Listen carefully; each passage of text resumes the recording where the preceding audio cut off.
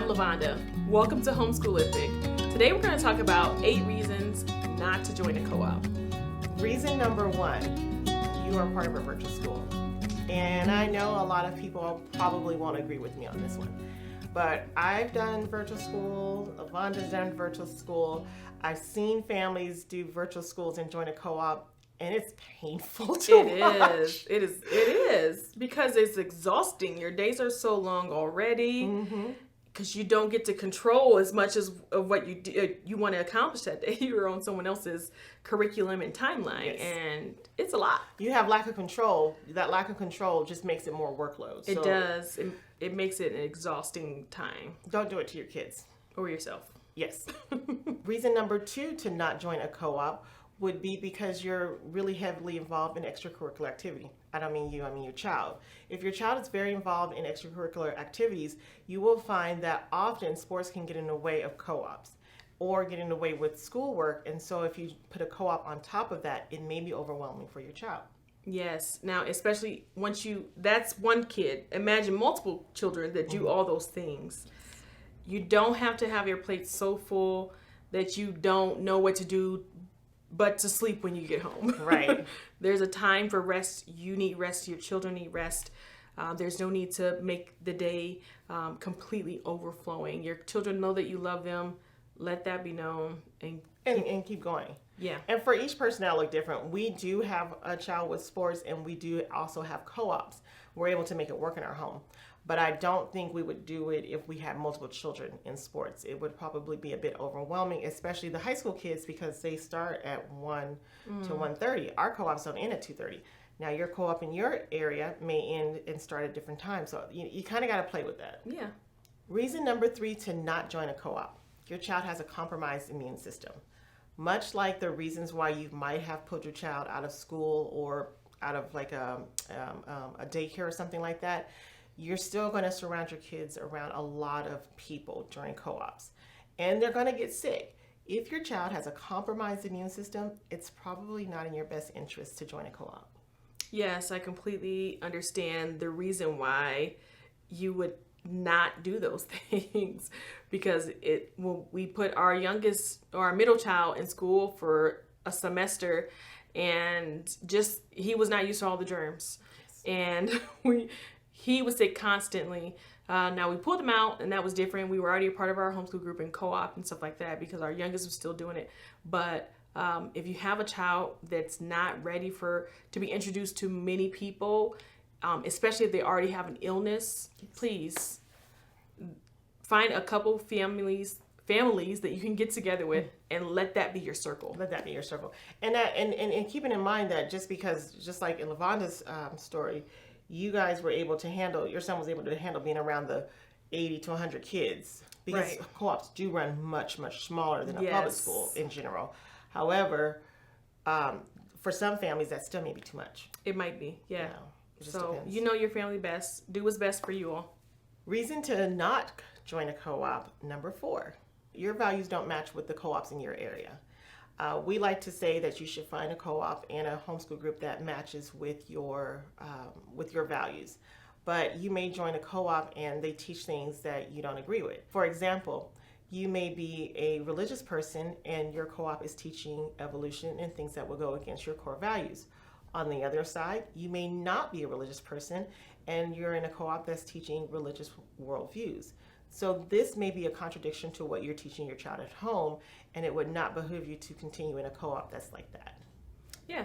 Or you can also be in a situation where the co-ops around you, maybe they don't train their kids. You notice that they're more free in the way that they operate, and you train your kids differently.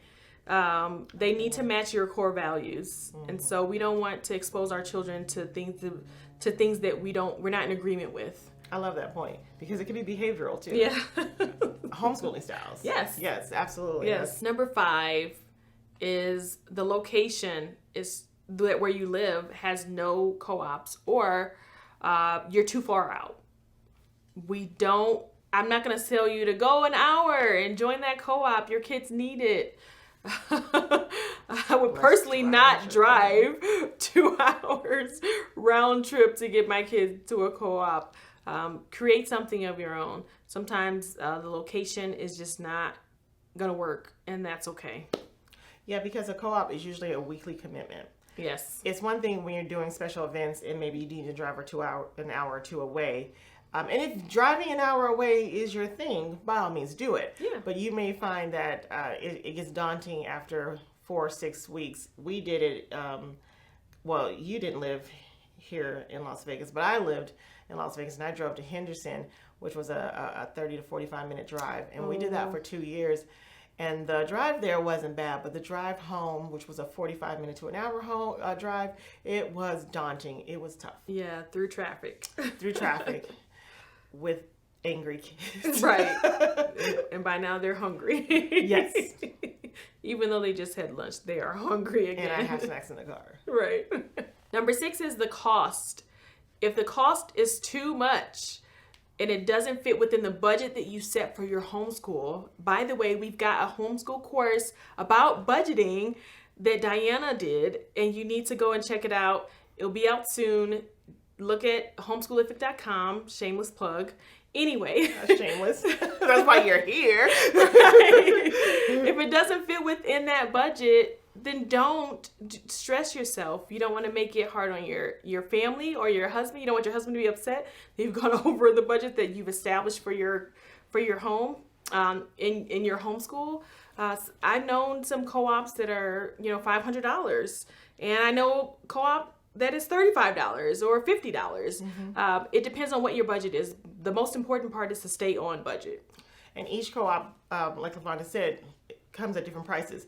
Your co-ops in your area may not be as inexpensive as ours. So in our area, they range from $35 for 10 weeks to $1,200 for a semester. So it really just depends on what's in your area. And you may find that a $1,200 hit is just absolutely out of the question.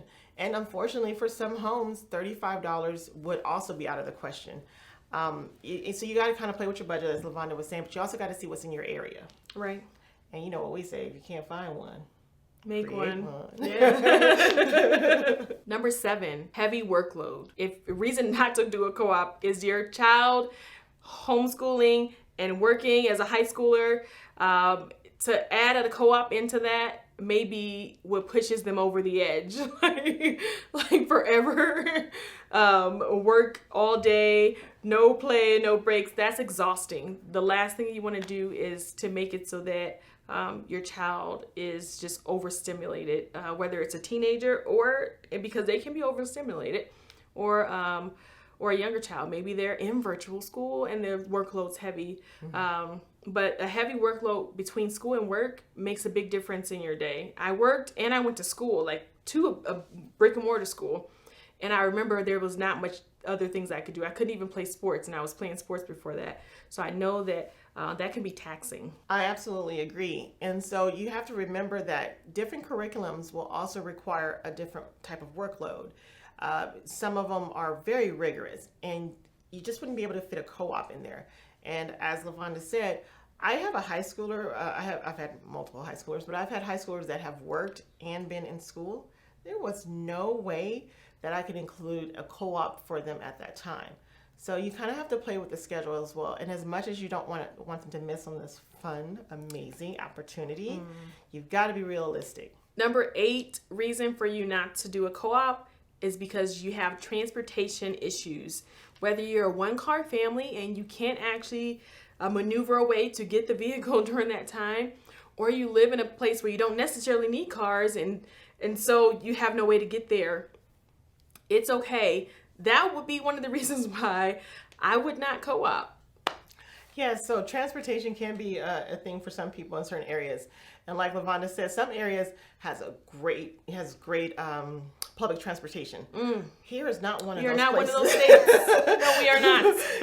And if you had to use public transportation to join our co-op, you would, unless you lived up the street, it's just It probably Forget wouldn't be it. worth Just it. forget Just it. don't do it. Although some places have a great public transportation and you could do it. Right. Transportation could be hard. Keep in mind, you could see about carpooling, seeing if other people are available to help pick you up. We've had families in our co-ops do that. We did. It's something you can do, but it could be a reason that you would not be able to co-op is because of the transportation issue. I agree. So that will conclude any reasons not to co-op. We thank you so much for joining us today. Keep in mind that we have wonderful courses that will help you in your homeschool journey at www.homeschoolific.com. And if you'd like to talk to LaVonda or I, and we can help you out and help you through your homeschool journey. And so we'll just go ahead and link it down below in the description box. So remember to comment below if you join a co-op, if you're a part of one right now, or if you're planning to, if you're new to homeschooling and you're looking for one, comment below. Talk to us down in the comments. We'd love to chat with you down there. Remember to share this video with like-minded people and subscribe to our channel.